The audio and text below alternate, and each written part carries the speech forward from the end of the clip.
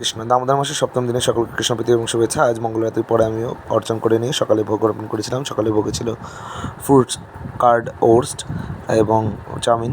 তারপর দিদিকে স্টেশনে ছেড়ে দিয়ে বাড়ি ফিরে এসে আমি রান্না করে ভগবানের দুপুরে ভোগ অর্পণ করেছিলাম। আজকে দুপুরে ভোগে ছিল অন্ন, আলু ফুলকপি ভাজা, পাঁপড়, ডাল এবং দই।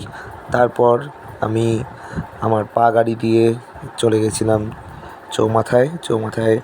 আজ ছিল আমাদের দীপদান। সেখানে ভগবানের দীপ রেডি করেছিলাম এবং ভগবানের চিত্রপটকে সাজিয়েছিলাম।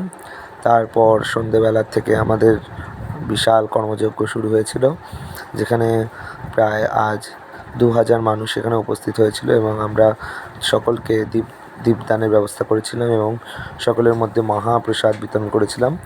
এক দিব্য আনন্দের মধ্যে দিয়ে সকলে ভগবানকে দীপ নিবেদন করছিলেন। তার মধ্যে আমার দিদিকেও দেখা যাচ্ছে, আমার দিদিও দীপদান করেছে আজ, এবং আমরা সকলের মধ্যে এই মহাপ্রসাদ বিতরণ করেছি এবং সুন্দর আনন্দ ঘন আমরা এই সন্ধ্যা আজকে প্রভুপাদের সেবায় নিয়োজিত করেছি এবং সকলের কল্যাণার্থে আমরা এই দীপদান অনুষ্ঠান আয়োজন করেছি। তো আপনারাও নিজেদের এলাকায় দীপদান অনুষ্ঠান আয়োজন করতে পারেন এবং নিজেরাও গৃহে দীপদান করতে পারেন। হরে কৃষ্ণ।